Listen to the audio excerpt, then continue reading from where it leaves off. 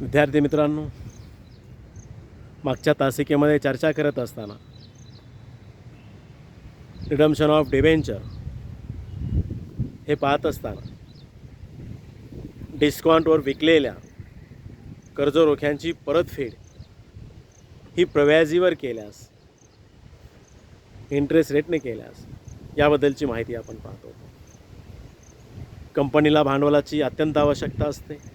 मग ही आवश्यकता असते म्हणूनच आज मुद्रा बाजारामध्ये, भांडवल बाजारामध्ये कंपनीच्या कर्जरोख्यांना मागणी नसेल, तसेच सूट देऊनही कर्जरोख्याची विक्री होत नसेल, तर मात्र गुंतवणूकदारांना आकर्षित करण्यासाठी कंपनी आपल्या कर्जरोख्यांची कसर देऊन विक्री करत असते. विक्रीवर सुद्धा कसर दिली जाते आणि प्लस परतफेड करताना इंटरेस्ट रेट दिला जातो, प्रव्याजी देण्यात येईल असं आश्वासन दिलं जातं. त्यामुळे कंपनीला दोन प्रकारचं नुकसान होतं. विक्री करत असताना दिलेला डिस्काउंट असेल आणि त्या कर्जरोख्याची परतफेड करत असताना देण्यात येणारं व्याज असेल. म्हणजे कर्जरोखा विक्री करत असताना अशा दुहेरी प्रकारचं नुकसान त्या उपक्रमाला सहन करावं लागतं. मग या कसरीवर विकलेल्या कर्जरोख्याची परतफेड ही प्रव्याजीवर करण्यासाठी अशा प्रकारची रिस्क कंपनीला घ्यावे. कंपनीचा नाव लौकिक तेवढा नसेल,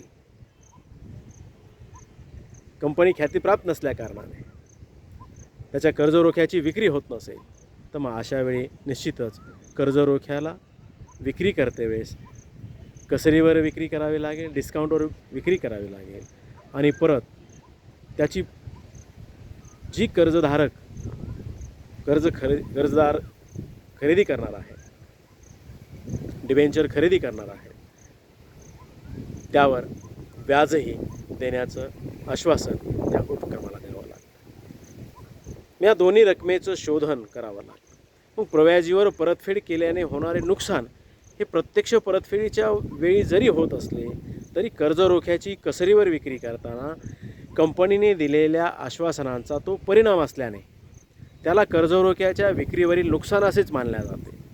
मग त्यामुळे परतफेडीच्या वेळी घ्यावयाची जी प्रव्याजीची रक्कम कर्जरोख्याच्या विक्रीवरील हानीच्या खात्यामध्ये नावे टाकली जाते आणि परतफेडीच्या वेळी देणे असलेली प्रव्याजीची देखील तरतूद करून ठेवली जाते त्या रकमेची. त्याचप्रमाणे कर्जरोख्याच्या विक्रीवरील खर्च आणि विक्रीसाठी दिलेल्या कसरीची रक्कम देखील कर्जरोख्याच्या विक्रीवरील हानीच्या खात्यामध्ये स्थानांतरित केली जाते. मग ही हानी कर्जरोख्याच्या कालावधीमध्ये समप्रमाणात वाटून दिली जाते आणि दरवर्षी ही रक्कम नफा तोटा नियोजन खाते बाद राईट ऑफ केलं जातं. मग याच्याही नोंदी कर्जरोख्याची संपूर्ण रक्कम अर्जासोबत मागवल्यानंतर त्याची नोंद, कसरीची नोंद आपल्या खातेवहीमध्ये केल्या जाते. सोबतच कसर आणि प्रव्याजीची रक्कम यामध्ये नोंदवल्या जाते. मग अशा प्रकारे याची नोंद केल्यानंतर कर्जरोख्यांची विक्री ही सममूल्यावर करून प्रव्याजीवर परतफेड केल्यास कंपनीने आपल्या कर्जरोख्यांची विक्री ही सममूल्यावर केलेली आहे, परंतु त्याची परतफेड ही जर प्रव्याजीवर करण्याचे ठरले असेल तर मात्र कंपनीला परतफेडीच्या वेळी द्यावयाच्या प्रव्याजीच्या एवढ्या रकमेचे नुकसान सहन करावे लागते. या नुकसानीला कर्जरोख्याच्या विक्रीवरील हानी समजल्या जाते आणि याची नोंद कर्जरोख्याच्या विक्रीच्या नोंदी करताना केली जाते.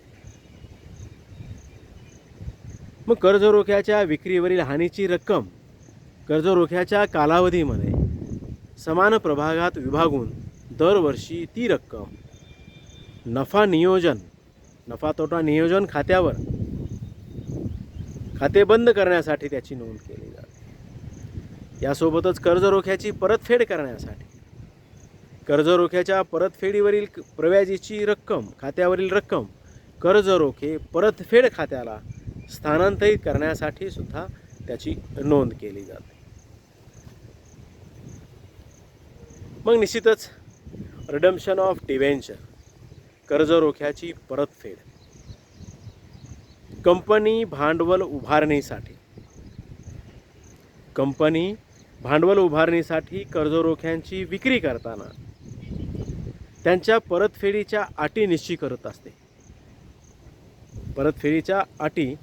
करत असते. मग कर्ज रोख्यांच्या परतफेडीच्या अटींची माहिती कर्ज रोख्यामध्ये दिलेली असते. निश्चित मुदतीनंतर कर्ज रोख्याची परतफेड करण्यात येत असल्याने त्या मुदतीतच कर्ज रोख्याच्या परतफेडीसाठी आवश्यक असणाऱ्या रकमेची कंपनी तरतूद करत असते. मग कर्ज रोख्याची परतफेड करण्यासाठी आवश्यक रकमेची तरतूद ही सामान्यपणे लाभांश रूपाने भागधारकांना उपलब्ध असणाऱ्या लाभातून केली जाते. त्यासाठी परतफेड निधी खाते तयार करून दरवर्षी एक ठराविक रक्कम नफा तोटा नियोजन खात्यातून या खात्यामध्ये स्थानांतरित केली जाते. मग कर्ज रोख्याची मुदत पूर्ण झाल्यानंतर त्या खात्यावरील रक्कम कर्ज रोखे परतफेड खात्याला स्थानांतरित केली जाते. मग या कर्ज रोख्याच्या परतफेडीसाठी वेगळा निधी तयार केला जात नसेल तर कर्ज रोख्याच्या परतफेडीच्या दिवशी परतफेडीची रक्कम व्यापारातून नगदी उचलण्यात येते. त्यामुळे कंपनीची संपत्ती कमी होते. संपत्ती हे भांडवलाचे प्रतिनिधित्व करत असल्याने कर्ज रोख्याची परतफेड ही भांडवलातून झाली असे समजण्यात येते. मग निश्चितच कर्ज रोख्यांच्या परतफेडीसाठी अनेक पद्धतींचा वापर उपक्रमाद्वारे करण्यात येतो व त्यातील काही पद्धती आपण आज पाहणार आहोत. परतफेडीच्या काही प्रमुख पद्धती, ज्यामध्ये बाय पेमेंट इन लमसम, मुदत संपल्यानंतर पूर्ण कर्ज रोख्यांची एकाच वेळी परतफेड. सर्व कर्ज रोख्यांची परतफेड मुदत संपल्याबरोबर एकाच वेळी केल्या जाते. यात कंपनीच्या इच्छेनुसार तसेच त्याच्या सोयीनुसार लाभांशासाठी उपलब्ध नफ्यातून किंवा भांडवलातून कशाही प्रकारे परतफेड करण्यात येते. भांडवलातून परतफेड करावयाची असेल तर त्यासाठी कोणत्याही प्रकारे परतफेड रकमेची तरतूद केली जात नाही. फक्त ज्या दिवशी कर्ज रोख्याची परतफेड केली जाते त्या दिवशी कंपनीच्या पुस्तकामध्ये त्याची नोंद केली जाते. Lump sum, by payment in lump sum, मुदत संपल्यानंतर पूर्ण कर्ज रोख्याची एकाच वेळी परतफेड करावयाची असेल, रिडम्पशन करावयाचं असेल, मग या पद्धतीमध्ये सर्व कर्ज रोख्यांची परतफेड ही मुदत संपल्याबरोबर एकाच वेळी केल्या जाते. यामध्ये कंपनीच्या इच्छेनुसार तसेच कंपनीच्या सोयीनुसार लाभांशासाठी उपलब्ध नफ्यातून किंवा भांडवलातून कशाही प्रकारे परतफेड करता येते. मग भांडवलातून परतफेड करावयाची असेल तर त्यासाठी कोणत्याही प्रकारे परतफेड रकमेची तरतूद केली जात नाही. फक्त ज्या दिवशी कर्ज रोख्याची परतफेड केली जाते त्या दिवशी कंपनीच्या पुस्तकामध्ये पुढील प्रमाणे नोंद केली जाते. ती म्हणजे कर्ज रोख्याची रक्कम कर्ज रोखे परतफेड खात्याला नेण्यासाठी, ती म्हणजे debenture account debit to redemption of debenture account, debenture account debit to redemption of debenture account. अशा प्रकारे कर्ज रोख्याची रक्कम कर्ज रोखे परतफेड खात्याला नेण्यासाठी नोंद केल्या जाते. त्यासोबतच कर्ज रोख्याची परतफेड ही प्रव्याजीवर करण्यात आल्यास, कर्ज रोख्यांची परतफेड ही जर प्रव्याजीवर करत आल्यास यावर interest on debenture account debit, interest on debenture redemption account debit, interest on debenture redemption account debit to redemption of debenture, अशा प्रकारची नोंद या ठिकाणी करतो. आणि त्यासोबतच या ठिकाणी शेवटची नोंद अशी करतो, कर्ज रोख्यांची परतफेड झाल्यानंतर redemption of debenture account debit to bank account. मग अशा पद्धतीनं कर्जरोख्याची परतफेड ही भांडवलातून करणे सोयीचे असले तरी ते व्यावहारिकदृष्ट्या योग्य नसते. आजच्या आधुनिक काळामध्ये भांडवलातून परतफेड न करता भागधारकांना लाभांश रूपाने वाटण्यासाठी उपलब्ध असणाऱ्या लाभातून कर्जरोखे परतफेड निधी उभारूनच कर्जरोख्यांची परतफेड केली जाते. कर्जरोख्यांच्या परतफेडीसाठी सामान्यपणे एक पुढील काही प्रकारांनी निधी उभारण्यात येतो. ती निधी उभारण्यासाठी रिडम्शन ऑफ डिबेंचर, कर्जरोख्याची परतफेड करायची असेल, भाग भांडवलाप्रमाणेच डिबेंचर विक्री करून आपण भांडवल उभा केला असेल, त्याची परतफेड करावयाची असेल तर निश्चितच कर्जरोखे परतफेडीच्या पद्धतीचा सुद्धा आपण आज अभ्यास करणार आहोत. Methods of redemption of debentures. मग यामध्ये मुदत संपल्यानंतर एकाच वेळी याकरिता निधी उभारण्याच्या पद्धती, त्यामध्ये संचयी परतफेड निधी उभारून, दुसरं असंचयी परतफेड निधी उभारून, वार्षिक वृत्ती पद्धतीने, विमा पॉलिसी पद्धतीने,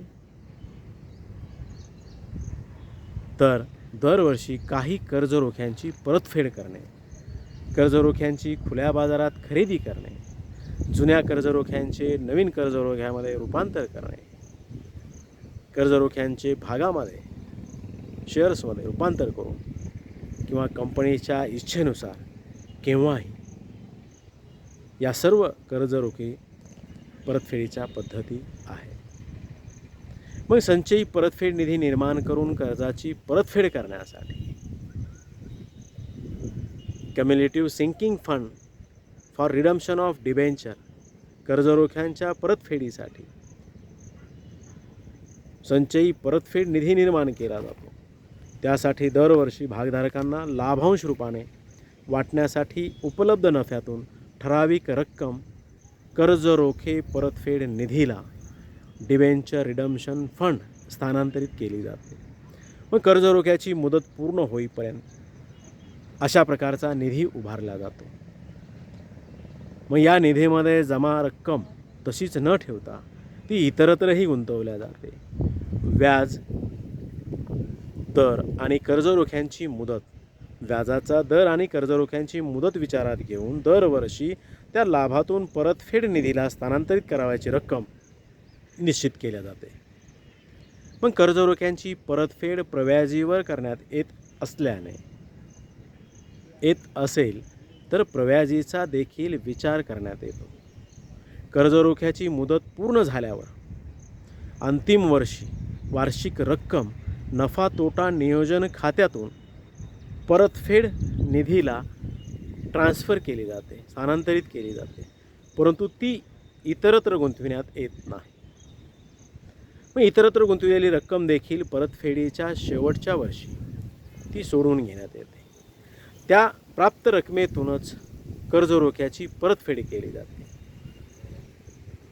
मग अशा प्रकारे दरवर्षी या परतफेडीच्या नफ्यातून तरतूद करण्यासाठी त्याचीही आपण रोजकिर्दीमध्ये जर्नल एंट्रीज करत असतो.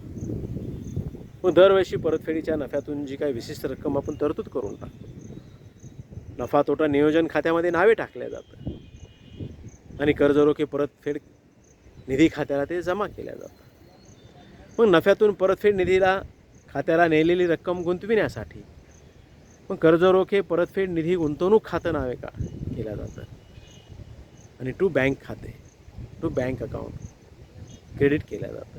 मग पहिल्या वर्षीच्या शेवटी नफ्यातून परतफेड खात्याला नेलेली रक्कम दुसऱ्या वर्षीच्या सुरुवातीला गुंतविली जाते. त्यामुळे त्यावर दुसऱ्या वर्षीच्या शेवटी व्याज मिळत असते. मग हे व्याज परतफेड निधी खात्यात जमा केले जाते. मग या व्याजाची देखील पुढील वर्षी गुंतवणूक केली जाते. म्हणून गुंतवणुकीवर व्याज मिळाल्यावर देखील आपण त्याची रोजकिर्दमध्ये नोंद करत असतो. बँक अकाउंट डेबिट टू कर्ज रोखे परतफेड निधी खात्याला, डिबेंचर रिडम्शन फंड अकाउंट. मग अशा प्रकारे ही वरील नोंदी केल्यावर कर्ज रोख्यांची मुदत संपेपर्यंत या अशा प्रकारच्या नोंदी केल्या जातात. मग दरवर्षी कर्ज रोख्यांची परतफेड करताना निश्चितच काही नोंदी केल्या जातात.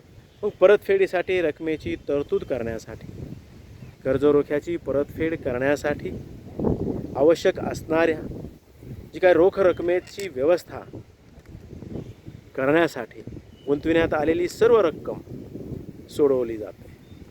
त्यासाठी गुंतवणुकीची विक्री केली जाते. या विक्रीपासून प्राप्त रकमेने आपण त्याची नोंद करत असतो. म्हणजेच bank account debit to debenture redemption fund account. मग या गुंतवणुकीचे खाते बंद करण्यासाठी सुद्धा याची नोंद केली जाते. मग कर्ज रोख्याची परतफेड निधी गुंतवणूक खात्यावर शिल्लक असेल तर ती गुंतवणुकीवरील लाभ हानी दर्शवित असते. त्यामुळे ती शिल्लक परतफेड निधी खात्याला स्थानांतरित करून गुंतवणूक खाते इन्व्हेस्टमेंट अकाउंट बंद केलं जातं. मग या इन्व्हेस्टमेंट अकाउंटवर नावे बाकी असल्यास ती इन्व्हेस्टमेंट विक्रीवरील निश्चितच लॉस दर्शविते. मग हा लॉस परतफेड निधीला रिडम्शन फंड अकाउंट खात्याला त्या खात्यावर नेण्यासाठी त्याची ही रोजकिर्दमध्ये नोंद करावी लागते. Debenture redemption fund account debit to debenture redemption fund investment account. अशा प्रकारची ही कर्ज गुंतवणूक खात्यावर जमा बाकी असेल तर ती गुंतवणूक विक्रीवर लाभ दर्शविते. मग हा लाभ परतफेड निधी खात्यावर नेण्यासाठी सुद्धा त्याची नोंद करावी लागते. ज्याप्रमाणे आपण वरील नोंद केली, गुंतवणूक खात्यावर नावे बाकी असल्यास ती गुंतवणूक विक्रीवरील तोटा दर्शविते. मग हा तोटा परतफेड निधीला त्या खात्यावर नेण्यासाठी कर्जरोखा परतफेड निधी खाते नावे debenture redemption fund account debit to debenture redemption fund investment account अशा प्रकारे नोंद केली होती. तसेच डिबेंचर इन्व्हेस्टमेंट अकाउंटवर जर जमा बाकी असेल तर ती इन्व्हेस्टमेंट गुंतवणूक विक्रीवर लाभ दर्शविते. मग हा लाभ परतफेड निधी खात्यावर नेण्यासाठी निश्चितच आपल्याला पुढील प्रमाणे रोजकिर्द करावी लागते. ती म्हणजे debenture redemption fund investment account debit to debenture redemption fund account. मग अशा प्रकारची नोंद या ठिकाणी आपण करत असतो.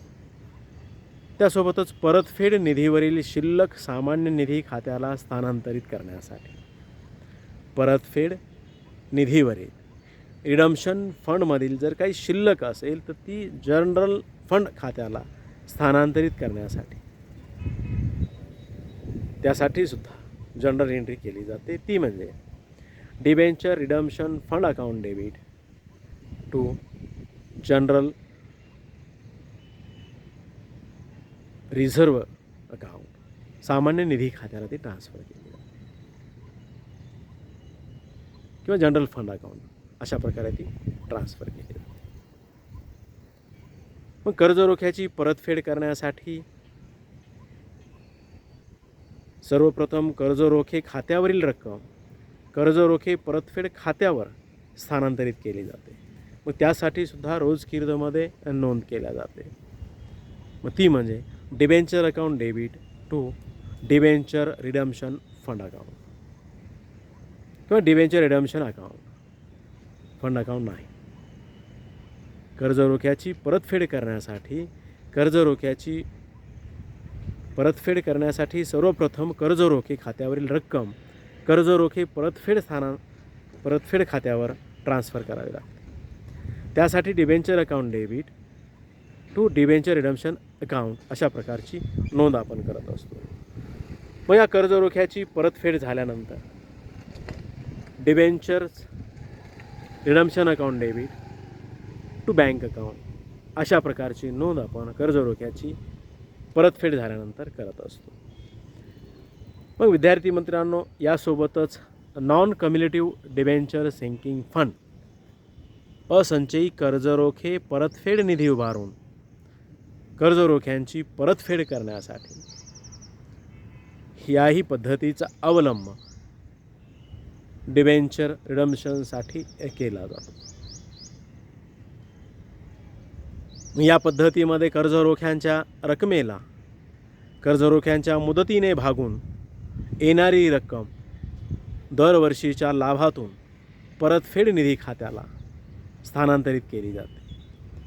या निधीमध्ये जमा होणारी रक्कम विनियोगात गुंतवली जाते. गुंतवणुकीतील व्याज दरवर्षी नफा तोटा नियोजन खात्याला स्थानांतरित केले जातं, कारण त्या व्याजाची पुनर्गुंतवणूक होत नाही. त्यामुळे परतफेड निधी वाढ होत नाही. म्हणूनच या पद्धतीला असंचयी कर्जरोखे परतफेड निधी असं म्हटलं जातं. इतर सर्व व्यवहार आणि नोंदी संचयी परतफेड निधीप्रमाणेच या पद्धतीमध्ये देखील केल्या जातात. आज याच ठिकाणी थांबू. बाकीची माहिती उद्याच्या लेक्चरमध्ये. धन्यवाद.